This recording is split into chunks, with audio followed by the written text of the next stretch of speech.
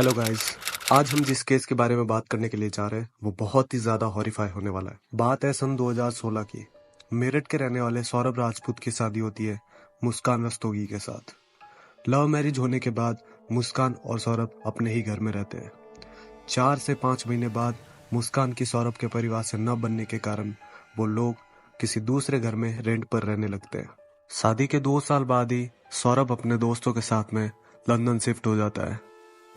साल 2019 जब सौरभ को पता चलता है कि उसकी बीवी मुस्कान किसी और के साथ में रिलेशनशिप में थी और वो अपने घर से भाग चुकी है। जैसे ही ये बात सौरभ को पता चलती है वो फौरन ही लंदन से इंडिया लौट आता है और वो एक केस फाइल करता है जिसमें वो उसके साथ में डाइवोर्स की मांग रखता है। साल 2022 सौरभ को पता चलता है कि डाइवोर्स में काफ़ी टाइम लग रहा है तो वो फिर से लंदन शिफ्ट हो जाता है। ये केस यहाँ से यू टर्न लेता है जब सौरभ को पता चलता है कि उसके बच्चे का 6वां जन्मदिन है और उसे इंडिया जाना पड़ेगा। 24 फरवरी 2025 सौरभ इंडिया लौटता है। अपने जन्मदिन पर सौरभ अपनी बेटी को शॉप के अंदर लेके जाता है और उसे ढेर सारी ड्रेसें दिलवाता है और शाम के टाइम धूमधाम से पार्टी करते हुए सौरभ, मुस्कान और उसकी बेटी साथ में डांस करते हैं। इस वीडियो के अंदर सौरभ और मुस्कान आपस में डांस करते हुए खूब खुश नजर आ रहे हैं, लेकिन इसके बाद जो हुआ वो आपका होश उड़ा देगा। सौरभ के अपने परिवार से ज्यादा टर्म्स अच्छे नहीं थे। वो अपने बड़े भाई से बात नहीं करता था, लेकिन अपने घर पे जाता था रोज शाम को खाना लेने के लिए। सौरभ और मुस्कान के अलग रहते हुए भी सौरभ की माँ उसके लिए रोज टिफिन पैक करके रखती थी और जब सौरभ आता था तो वो उसे लेकर जाता था। 3 मार्च 2025 जब सौरभ की बेटी के एग्जाम खत्म हो जाते हैं और उसकी पत्नी मुस्कान उसे अपने नानी के यहाँ भेज देती है। 4 मार्च 2025 यह रात सौरभ के लिए बहुत ही ज्यादा दर्दनाक होने वाली थी। 4 मार्च की रात सौरभ अपने घर पे खाना लेकर पहुंचता है। खाना खाने के टाइम सौरभ की पत्नी मुस्कान उसके अंदर नशीली दवाई मिला देती है। अब सौरभ को बेहोशी की हालत में छोड़कर मुस्कान अपने बॉयफ्रेंड साहिल को फोन लगाती है और वो 2 धारदार हथियार चाकू लेकर उसके घर तक पहुंचता है। घर में पहुंचने के बाद मुस्कान और उसका बॉयफ्रेंड साहिल सौरभ को बेहोशी की हालत के अंदर चाकू से वार कर दिया जाता है। 3 बार चाकू से वार करने के बाद सौरभ की मौत हो जाती है। इतने में सौरभ के फोन पर एक मैसेज आता है कि आज खाना लेने क्यों नहीं आया, क्योंकि रोज खाना लेने वो अपनी माँ के घर जाया करता था, लेकिन 4 मार्च की रात सौरभ अपने घर पे खाना लेने के लिए नहीं पहुंचा। सौरभ के फोन से मुस्कान उसके भाई को एक मैसेज करती है जिसमें वो लिखती है कि आज मैं अपने दोस्तों के साथ में बाहर गया था इसीलिए नहीं आ पाया।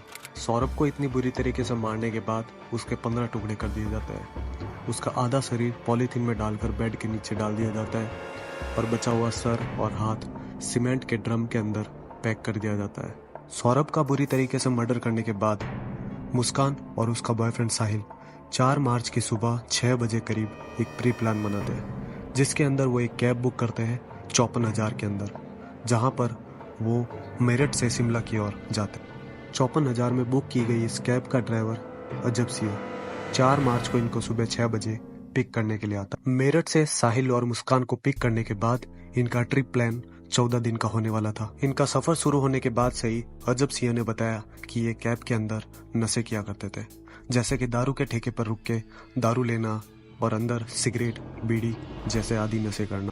कैब ड्राइवर ने बताया कि ये बहुत ही ज्यादा चुपचाप रहते थे। जब कैब ड्राइवर ने अपने गाड़ी के अंदर गाने चलाने की कोशिश करी तो इन्होंने उस गाने को भी बंद करवा दिया। सफर शुरू हुआ इनका मेरठ से शिमला, शिमला से मनाली इन्होंने 4 से 5 दिन तक का होल्ड करा और जितनी भी टोटल पेमेंट थी वो मुस्कान से फोन से ही किया करता था। कैब ड्राइवर ने बताया कि इसी बीच साहिल का बर्थडे भी था, जहां पर मुस्कान उसे एक ऑडियो भेजती है जिसमें वो कहती है, भैया आप ना मुझे केक लेके मतलब आप केक ले आना कहीं से भी और कॉल मत करना, मुझे आप मैसेज। बर्थडे की पार्टी करने के बाद ये लोग मनाली से कसौल की ओर निकल जाते हैं, जहां पर 14 मार्च को होली थी। होली के दिन ही वहां पर वो लोग पार्टी करते हैं और पूरे दिन एंजॉय करते हुए वीडियोस भी रिकॉर्ड करते हैं। जिन वीडियोस को आप स्क्रीन पर देख रहे हो ये कोई नॉर्मल लोग नहीं है, ये वो कातिल है जो कि सौरभ को बहुत ही बुरी तरीके से मारने के बाद कसौल और मनाली जैसी जगह पर एंजॉय कर रहे हैं। इस ट्रिप के चलते मुस्कान सौरभ के फ़ोन से उसके घर वालों को मैसेज करती है, जहां पर वो उसे हैप्पी होली भी विश करती है, लेकिन उसके परिवार को कोई भनक नहीं थी कि उसका बेटा इस दुनिया में नहीं है। 17 मार्च को पार्टी करने के बाद ये लोग घर लौट आते हैं, जहां पर 18 मार्च की सुबह उसकी बेटी अपने पापा के बारे में पूछती है, जहां पर वो कहती है कि उनका मर्डर हो चुका है।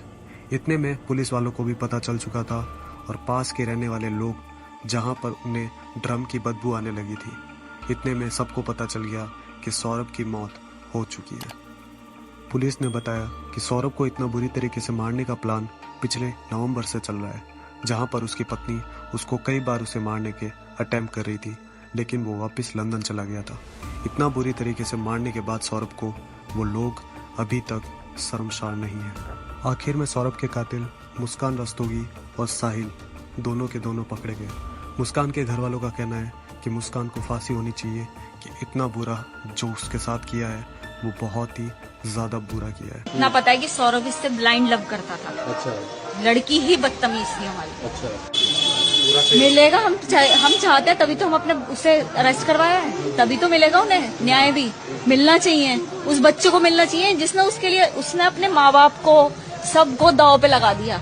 उसके माँ बाप पे करोड़ों की प्रॉपर्टी है, लेकिन उस चीज को भी छोड़ दिया उस लड़के ने उस सूबी के लिए। और आज उस सूबी ने क्या करा है, तो उस बच्चे का मतलब समझ नहीं आ रहा। वो बच्चा भी हमारा ही है, हमें मालूम है वो क्या करा है।